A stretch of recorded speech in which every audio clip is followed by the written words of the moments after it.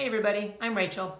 Welcome to my channel, where I'm hoping that I can help motivate you to be the healthiest, strongest, and happiest version of yourself that you can be.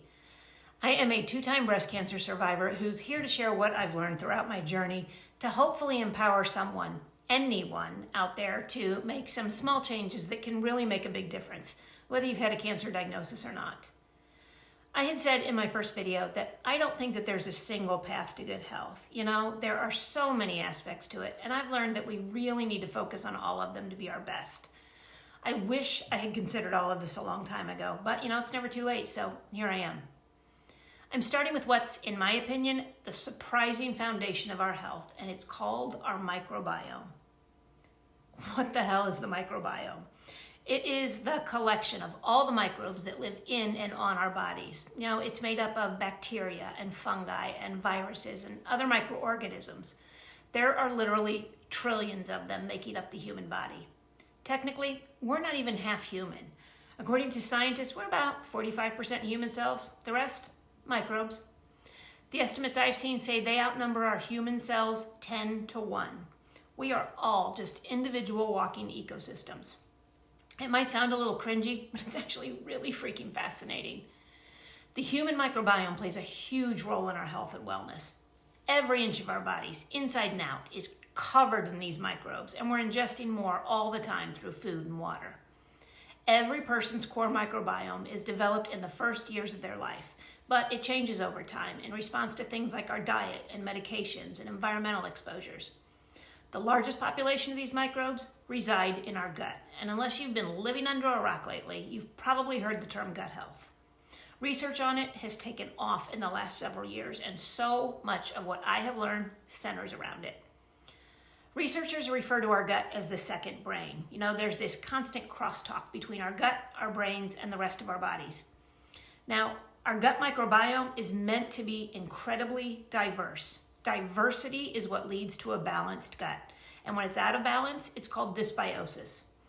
The gut plays such an important role in our health that if it does not have that diversity, it can drastically increase the likelihood of developing a lot of different conditions and diseases.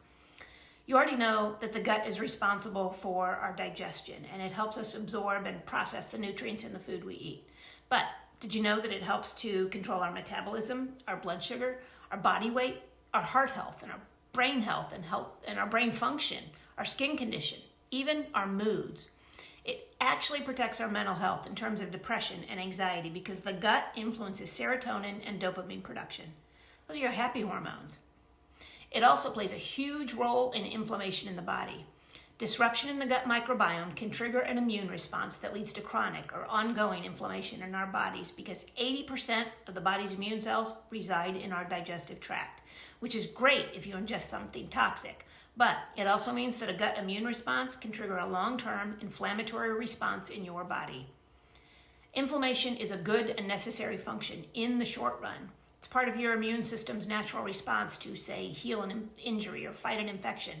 That's acute inflammation. But if that inflammatory response hangs on for a long time, you get chronic, low-grade inflammation, and that is not a good thing. Chronic inflammation means your body is in this constant state of fight. It's been linked to all kinds of things that we are seeing everywhere today. Heart disease, arthritis, autoimmune diseases, diabetes, obesity, asthma, dementia and Alzheimer's, mental health disorders, and yes, cancer. Even if you are lucky enough to avoid all of those, you may be physically and mentally exhausted or have brain fog, anxiety, depression, achy muscles and joints. All of these are signs of chronic inflammation in our bodies, and that is directly tied to gut dysbiosis. Do you see why I call it the foundation of our health? If we are doing things right, most of the bacteria residing there are friendly, and they help us stay healthy and happy. But if we get an imbalance, bad bacteria can thrive and overtake the good stuff. So, what can cause dysbiosis? Lots of things. Toxins in our environment, pollution, chemicals in our foods and the products we use, pesticides, smoking, medications like antibiotics and steroids, acid blockers, NSAIDs, blood pressure meds, long-term use of birth controls, and cancer medications. Then there's stress, poor sleep habits, sedentary lifestyle, or even exercising too much. And the worst offender, in my opinion, crappy diet. mean, face it, we all likely have some imbalance going on at least some of the time, but it's totally within our power to control it. Let's talk about that diet. The standard American diet is sad. We eat a lot of garbage. The typical American diet is estimated to be about 70% ultra-processed foods. Ultra-processed foods are basically industrial creations made with very little, if any, whole real foods. They contain huge amounts of added sugar, heavily processed seed oils, refined flours. They're infused with artificial colors and flavors and additives to make them look or taste appealing and give them a long shelf life. They generally have little to no nutritional value or fiber unless it's artificially added in that refining process. Or they've got this artificial sweeteners like sucralose and aspartame to make you think that they are somehow healthier because they're labeled sugar-free. These foods are incredibly damaging to the gut lining, and they allow that bad bacteria to flourish, and the good bacteria will basically starve. Probiotics do help, but they can't do it all for you. Those bad bacteria are like weeds in a garden. They grow rapidly when they're given the opportunity, and soon they've just taken over. And I've said it before, who's not stressed these days? But now we just accept it as part of life and move on. All this starts to affect our sleep, which is when our body is supposed to heal and repair itself, but it doesn't get the chance because we're not sleeping. Every single one of these things damages our gut microbiome. So, what the hell does any of this have to do with breast cancer? A lot more than you might think. When it comes to breast cancer, we often think that there's this genetic factor like a BRCA mutation, but genetic factors only account for about 10% of breast cancer diagnoses. 87% of women diagnosed have no family history of the disease. And of those, about 75% of cases, mine included, are estrogen receptor positive, which means that the cancer cells feed off estrogen. I think mine was 98% hormone driven. It's called hormone receptor positive HER2 negative breast cancer. Usually, but more and more not, this occurs in postmenopausal women. When you're postmenopausal, most of your estrogen in your body comes from adipose tissue or fat and your adrenal glands, which is why doctors will tell you to try to avoid weight gain after menopause or to lose it if you're overweight. If you're premenopausal, most of the estrogen comes from the ovaries as well as, again, adipose tissue if you're overweight. Now, here is where I'm going to back up a little bit and get kind of nerdy to talk about how our bodies metabolize estrogen.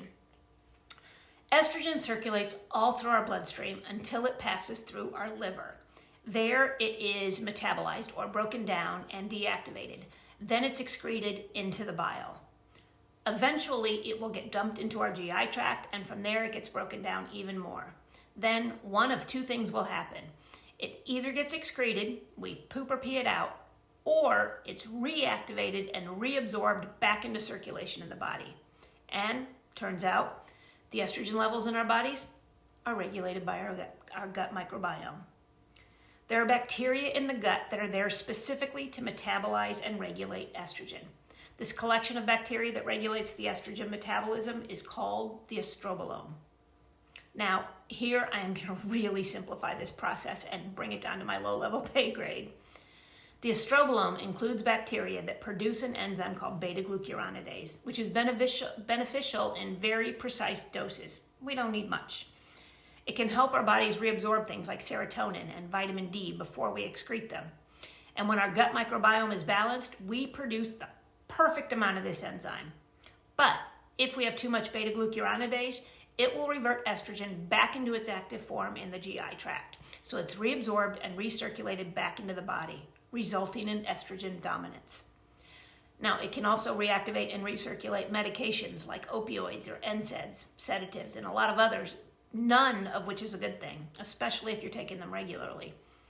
But once that estrogen is reabsorbed, it acts on various organs, including our ovaries and our adrenal glands, that adipose tissue, breast tissue, and likely breast cancer cells, feeding them.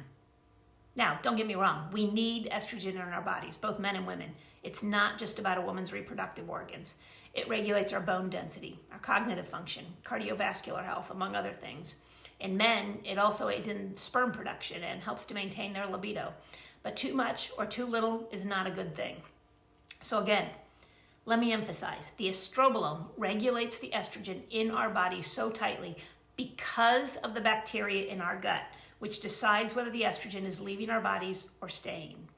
And this is where the difference between a healthy gut and dysbiosis plays a key role. If we have an imbalance, it can result in the production of too much beta-glucuronidase. Research has shown that elevated estrogen and elevated beta-glucuronidase play a huge role in driving hormone-dependent cancers like ER-positive breast cancer, endometrial, cervical, and ovarian cancer. Plus, they're both associated with PMS, obesity, infertility, mood disorders, PCOS, endometriosis, heavy periods, cardiovascular disease, exhaustion, hair loss.